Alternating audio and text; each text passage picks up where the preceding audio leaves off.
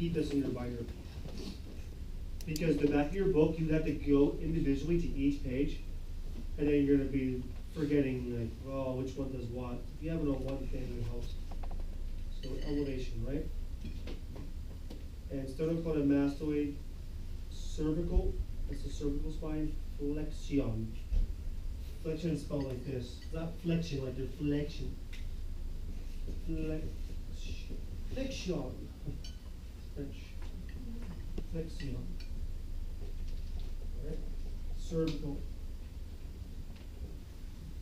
Alright, right below that, on the front side of the body, you see pectoralis major. So we say chest. Layman's term, right? Pectoralis major. Mostly what it does, what we work it for, is called horizontal adduction. Horizontal, that's 2 D's, adduction. And it looks like a chest flap.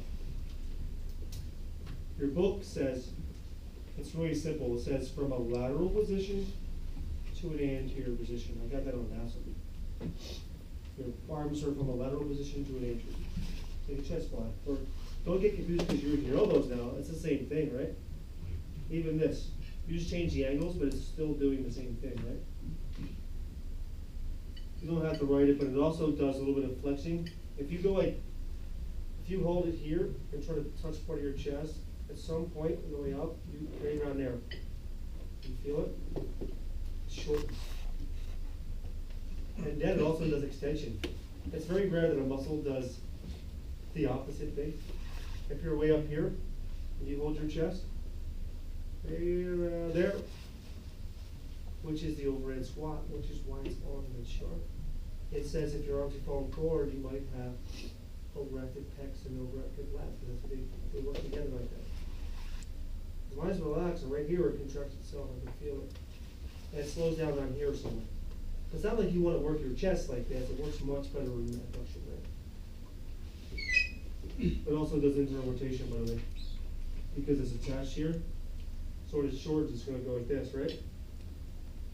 It comes across. So you're talking about bench press and the decline, the incline.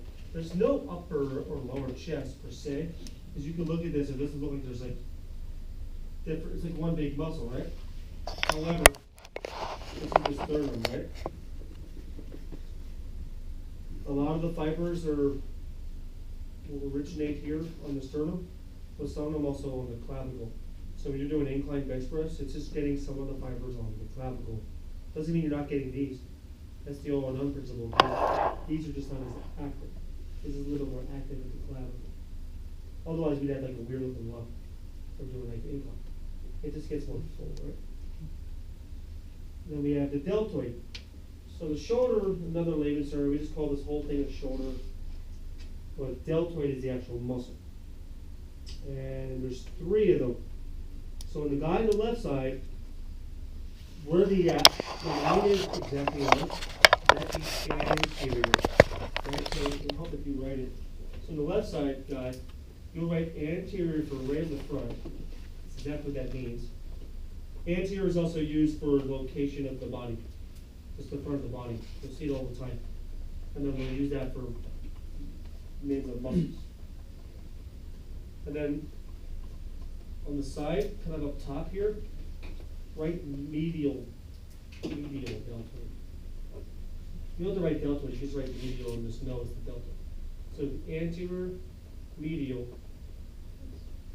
and then you go to the guy on the right side, where it also says deltoid, you write posterior.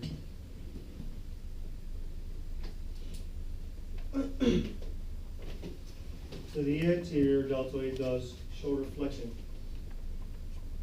which is when you have a dumbbell, you go like this. Right? Also happens above your head like that.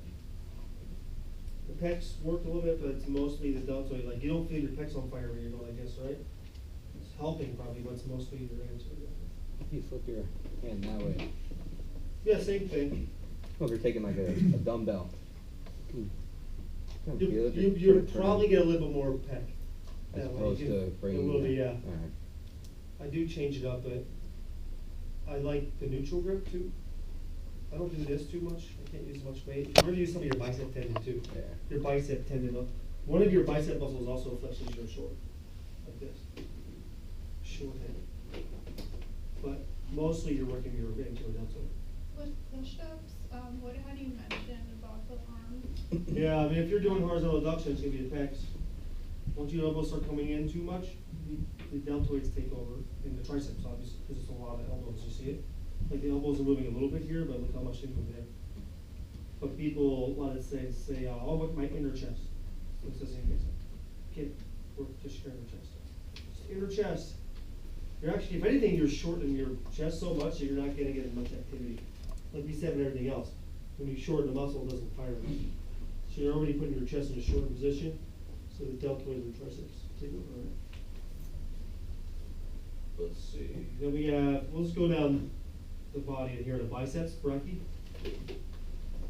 So there's two muscles, right? Biceps, brachii. So if you're going like this, you guys remember like the short head and the long head? So if you get confused with that, you come over here to the poster.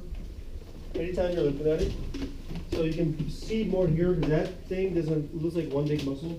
If I come here, just gonna find where the arrows are